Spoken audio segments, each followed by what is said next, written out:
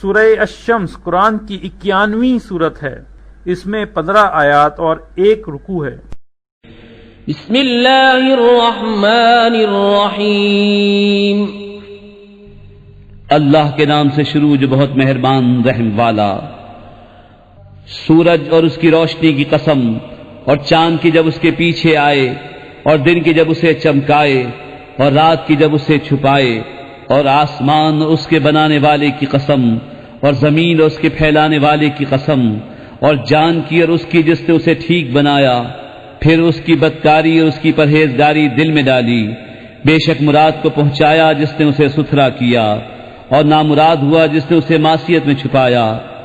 سمود نے اپنی سرکشی سے جھٹلایا، جبکہ اس کا سب سے بدبخت اٹھ کھڑا ہوا، تو ان سے اللہ کے رسول نے فرمایا اللہ کے ناقے اور اس کی پینے کی باری سے بچو، تو انہوں نے اسے جھٹلایا، پھر ناقے کی کوچیں کاٹ دیں، تو ان پر ان کے رب نے ان کے گناہ کے سبب تباہی ڈال کر وہ بستی برابر کر دی، اور اس کے پیچھا کرنے کا اسے خوف نہیں۔